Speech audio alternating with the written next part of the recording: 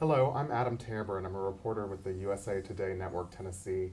And I am here with Matt Lakin, who just returned to the newsroom after witnessing the execution of Stephen Michael West.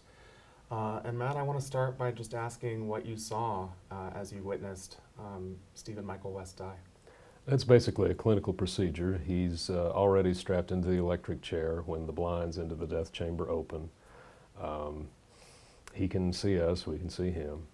He's completely shaven from his scalp to his eyebrows, all the way to his ankles. Strapped in tight. They pour the salt water over his head, put the sponge on top, strap on the helmet, and turn on the current. And I know you witnessed another electric chair execution in December when David Earl Miller was executed. Can you Yes. compare the two? Well, pretty big difference between the two. David Earl Miller pretty clearly did not care. His only words were, "Beats being on death row." Stephen West was fighting back tears. He had a family member there in the witness chamber. He looked out apparently at them and at his attorney, and the only words he said were, "In the beginning God created man, and Jesus wept." That's all. Did he have any emotional reactions that you could observe? He was struggling to compose himself there at the beginning. He cried as at the end. Then they strapped on the helmet and pulled the shroud over his face. And I know the fact that Stephen Michael West was even strapped into the electric chair was something that we didn't anticipate as recently as a couple days before the execution. Can you tell me about how we came to see him die in the electric chair? Well, he initially didn't choose, and the state was going to employ the default method, which is lethal injection. That's a method that's drawn nationwide controversy because of the limited availability of the necessary drugs and the problems that have arisen in some recent executions. And at the last minute, he chose the electric chair this week. From what I've seen, probably an understandable choice. With the electrocution, it's over in about 2 minutes.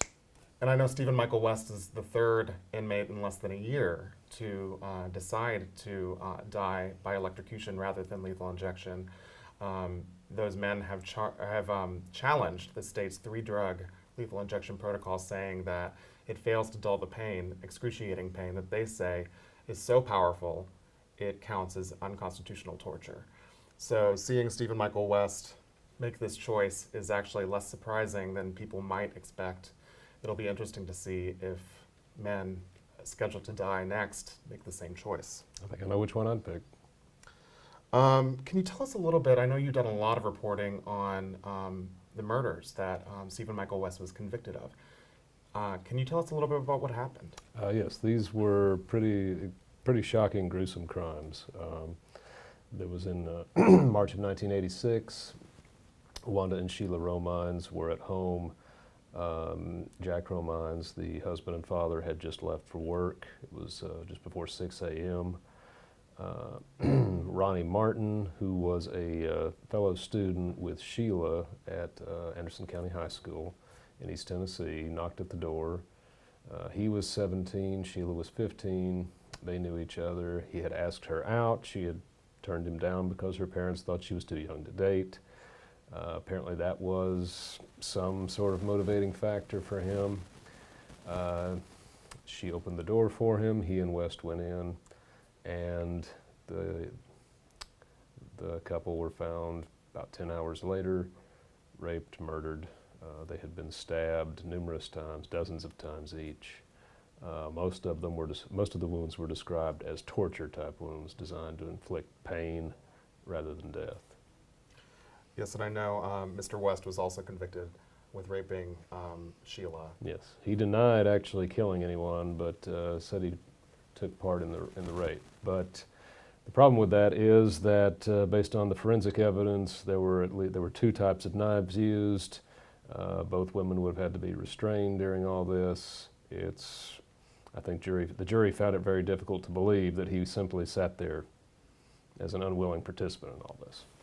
Well, I know that Mr. West's lawyers, actually, when they were pleading for mercy from Governor Lee, talked about why they thought he didn't actually participate in the murders and why that might have been. Can you talk a little bit about that? Their argument was that West had suffered basically a lifelong history of either abuse or alcoholism.